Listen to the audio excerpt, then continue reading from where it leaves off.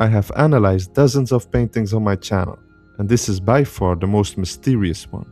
We see a group of robed figures, a fire on what appears to be an altar, massive ancient trees, and fragments of a temple. Every element seems to be hiding something, pointing towards some deeper meaning. And yet, the longer we look, the more that meaning seems to slip away. This painting is titled The Sacred Grove, and it was painted by Arnold Böcklin around 1882. It's one of those artworks that you can't stop staring at. You feel that there simply has to be something waiting to be discovered. But I should warn you, the answer might not be what you expect. To understand this painting, we first need to understand the man who created it. Arnold Böcklin was born in Basel, Switzerland, in 1827. His father was a silk merchant, and young Arnold was expected to follow in the family business. But he had other plans. He enrolled at the Düsseldorf Academy to study painting. His teachers recognized exceptional promise in him and sent him to copy the Flemish masters in Antwerp and Brussels. Then to Paris, where he worked at the Louvre, absorbing everything he could. However, copying landscapes at the Louvre felt rather dull for the creative mind of the Swiss painter. It was Italy that would change him forever. In 1850, Böcklin traveled to Rome, and something in him shifted. The ancient ruins, the Mediterranean light, the sense of a world that had died but never quite disappeared. He became obsessed with the intersection of the living and the dead, the present and the past. This is very much reflected in his paintings, a fascinating combination of romantic landscapes with symbolism.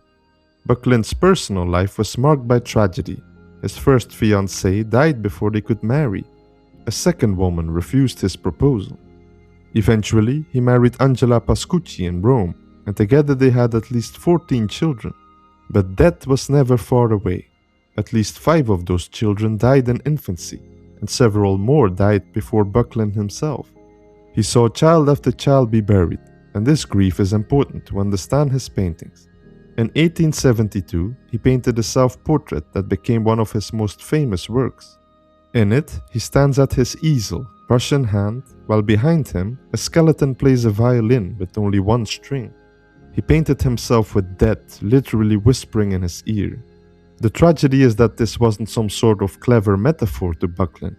This was his unfortunate reality. Now let's take a closer look at the sacred grove itself. The first thing we notice is that one part of the painting is illuminated, while the other is cast in a shadow. In the right part of the painting, hidden behind the trees, we see the huge pillars of what appears to be a classical temple. It's either Greek or Roman in style. In the foreground, on a stone altar, a fire burns. And gathered in front of this fire are 3 kneeling figures, dressed in white robes. 6 others approach this peculiar scene. My first impression is that they look like priests engaged in some ancient ritual. The atmosphere is one of profound stillness. Every element seems to have meaning. So what does it all represent? Let's start with the forest itself. In ancient mythology, forests are never just collections of trees as we perceive them now. They were seen as places of transformation and rebirth, but more importantly, also metaphors for sin or a spiritual crisis. A great example is Dante, guided by the ancient Roman poet Virgil, entering the dark wood at the beginning of the Inferno. The ancient Greeks, on the other hand, believed certain groves were inhabited by gods, and they used them as sites for oracles. This went pretty far. At Dodona, for example, which was one of the oldest Greek sanctuaries, priests interpreted the rustling of oak leaves as messages from Zeus himself. Arnold Böcklin knew these traditions intimately. So the forest here isn't merely a setting, but a place where the ancients worshipped. And what about the ancient temple?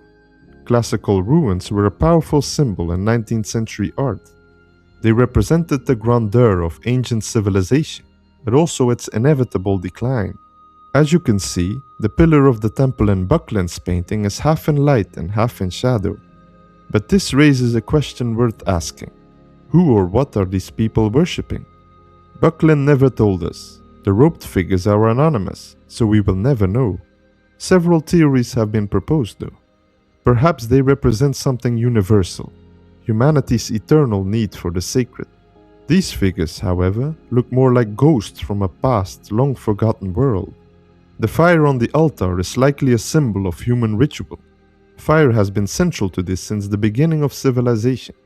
The fire here glows warmly, and this somehow reflects on the whole scene. Now, here's where things get complicated, because none of the suggested theories are universally accepted. Some see this painting as a meditation on the death of organized religion. Buckland was painting in the late 19th century, a time when Darwin and Nietzsche were challenging the foundations of traditional faith. Could this be a funeral for organized religion, the temple abandoned with only a handful of worshippers remaining? Others see this scene as a celebration of ancient paganism, a return to a more primal spirituality, before Christianity, before cities, when humans still feel connected to the natural world.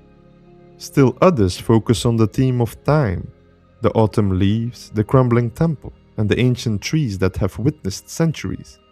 This could be a painting about the passage of ages, about what endures and what fades. And then there's the biographical interpretation. After all, Buckland had lost so many children by this point.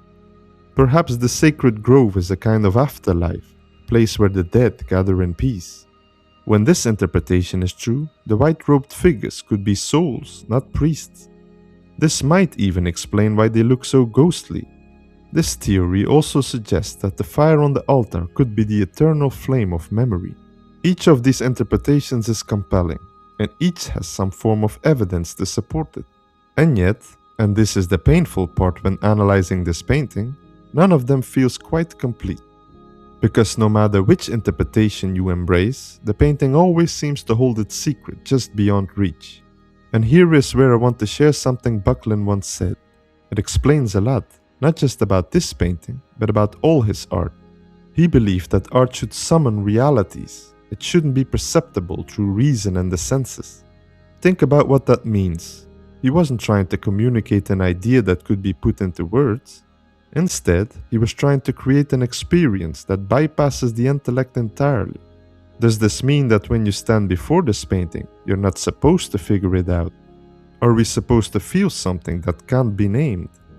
When we have to take his word for it, this was exactly what Buckland was after. And perhaps this is why no interpretation has ever felt complete, because the painting was never meant to be understood in the first place. Buckland painted the Sacred Grove during his years in Florence, which were between 1876 and 1885. This was also when he created the first versions of his most famous work, The Isle of the Dead.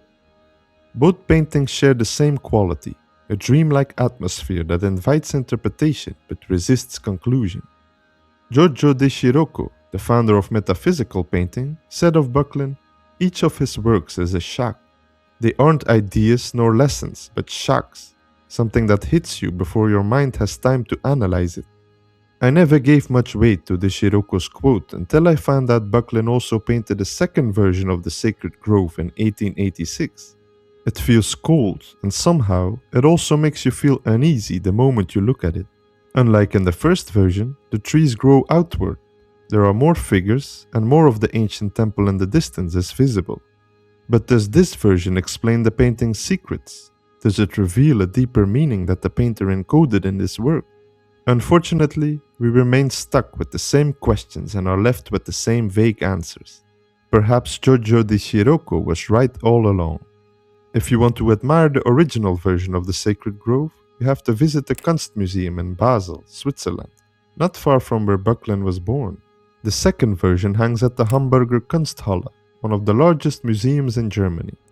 If you have a theory about the true meaning of these paintings, I would love to hear your thoughts in the comments. Thanks for watching, and see you in the next video.